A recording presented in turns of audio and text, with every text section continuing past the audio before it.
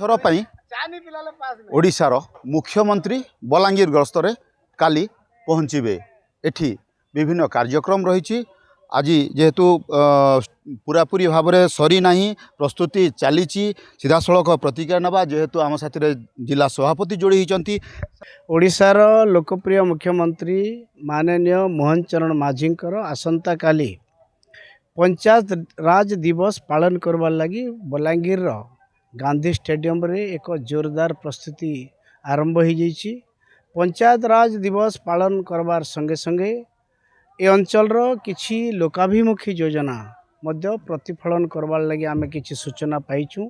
एतिरे बलांगीर जिल्लार भारतीय जनता पार्टी समस्त कार्यकर्ता समस्ते उत्साह सहित ओतप्रोत भाव में जोड़ी प्रशासन सहित मिसी कार्यक्रम को सफल करने समस्ते दिन राति अक्लांत परिश्रम करचंती एवं अनेक आशा एवं स्वप्न भी देखिछु। 22 वर्ष धरी ओडिशार प्रिय मुख्यमंत्री ओडिशा सेवारे अनवरत काम करुचंती। बलांगीर पाई एक गर्व एवं गौरवर विषय। यह पूर्व जो माने अनेक तथ्य गणमाध्यम रे प्रदान करुचंती 24 वर्ष धरी जो माने अंचल विकास गोटे भी पाहुच आगू जाई पारिले नहीं से माने आज अनेक तथ्य देउचंती ताहा संपूर्ण रूपे भित्तिहीन अटे। जेहेतु बलांगीरवासी को किसी भेटी देवाई आसुँच 24 वर्ष सरकार जो जिनस करा नहीं 2 वर्ष सरकार से करके देखब बोली आशा प्रकाश रही। आउ जड़े अच्छा सीधा सड़क प्रति कौन कहे के उत्साहित अच्छा जेहेतु मुख्यमंत्री आसवे। आज्ञा बर्तमान मुख्यमंत्री गस्तर सारा बलांगीरवासी बहुत उत्साहित अच्छा।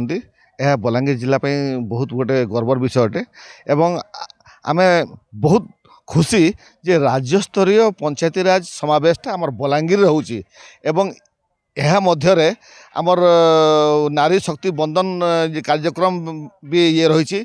आमर सारा जिलूर मातृशक्ति समस्ते आसिक ये समावेश हे।